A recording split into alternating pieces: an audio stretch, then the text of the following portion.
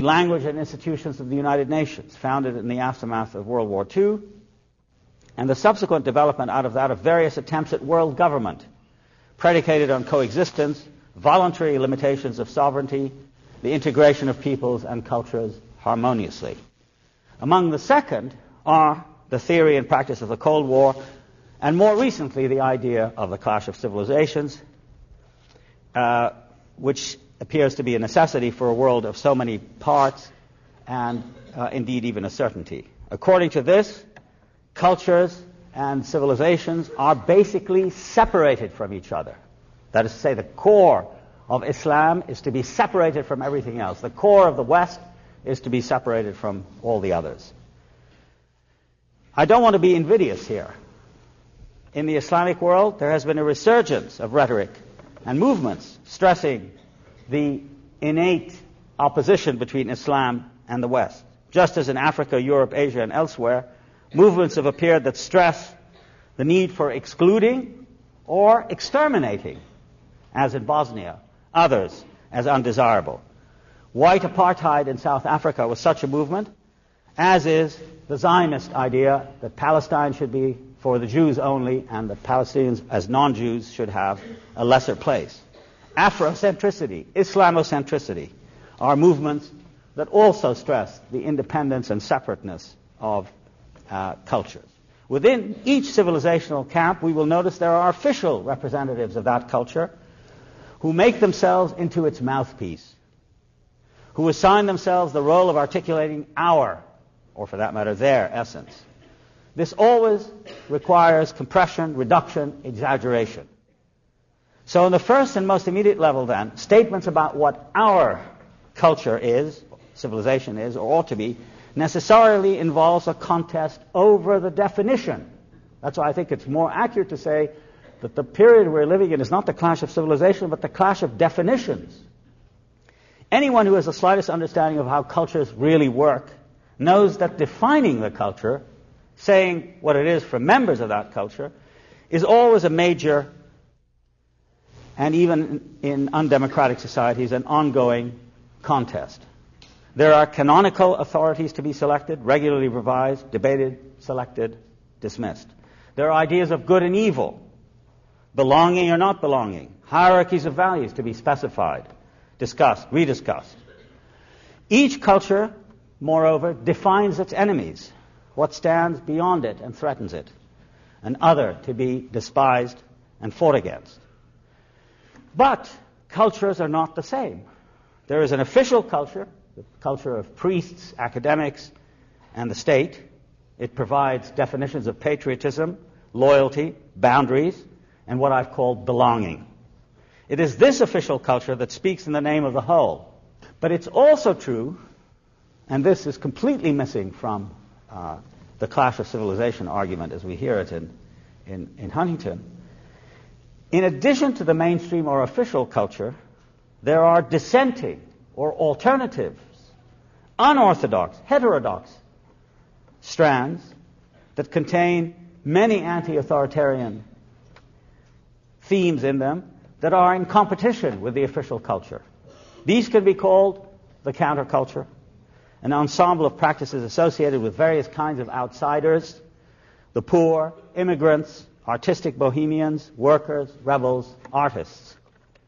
From the counterculture comes the critique of authority and attacks on what is official and orthodox. No culture is understandable without some sense of this ever-present source of creative provocation from the unofficial to the official. To disregard the sense of restlessness in the West, in Islam, in Confucianism, within each culture, and to assume that there's complete homogeneity between culture and identity is to miss what is vital and fertile in culture. A couple of years ago, Arthur Schlesinger wrote a book called The Disuniting of America, which is a kind of cri de coeur about the way in which American history, which for him is the history of Bancroft and Adams and so on, is dissolving into something quite different. And he says that new groups in American society want the writing of history to reflect not only an America that was conceived of and ruled by patricians and landowners, but an America in which slaves, servants, laborers, and poor immigrants played an important but as yet unacknowledged role. The narratives of such people, silenced by the great discourses whose source was Washington, the investment banks of New York, the universities of New England, and the great industrial fortunes of the Middle and Far West, have come to disrupt the slow progress and unruffled serenity of the official story. They ask questions, interject the experience of social unfortunates, and make the claims of lesser peoples, of women, Asian and African Americans, and various other minorities, sexual as well as ethnic. There's a similar debate inside the Islamic world today, which in the often hysterical outcry about the threat of Islam, Islamic fundamentalism, and terrorism that one encounters so often in the media, is often lost sight of completely. Like any other major world culture, Islam contains within itself an astonishing variety of currents and countercurrents. I would say that it is this extremely widespread attitude of questioning and skepticism towards age-old authority that characterizes the post-war world in both East and West. And it's that Huntington cannot handle, and therefore resorts to the business of the clash of cultures and the clash of civilizations. Two theorists of that sort, civilization identity is a stable and undisturbed thing, like a room full of furniture at the back of your house. This is extremely far from the truth, not just in the Islamic world, but throughout the entire surface of the globe. To emphasize the differences between cultures is completely to ignore the literally unending debate about defining the culture or civilization within those civilizations, including Western ones. These debates completely undermine any idea of a fixed identity, and hence of relationships between identities, what Huntington considers to be a sort of ontological fact of political existence, to wit, the clash of civilizations. Too much attention paid to managing and clarifying the clash of cultures obliterates something else. The fact of a great, often silent exchange and dialogue between them. What culture today, whether Japanese, Arab, European, Korean, Chinese, Indian, has not had long, intimate, and extraordinarily rich contacts with other cultures? There is no exception to this exchange at all. Much the same is true of literature, where readers, for example, of Garcia Marquez, Naguib Mahfouz, Kenzaburo Oe, exist far beyond the national or cultural boundaries imposed by language and nation. In my own field of comparative literature, there's a commitment to the relationships between literatures as to their reconciliation and harmony despite the existence of powerful ideological and national barriers between them. And this sort of cooperative, collective enterprise is what one misses in the proclaimers of an undying clash between cultures.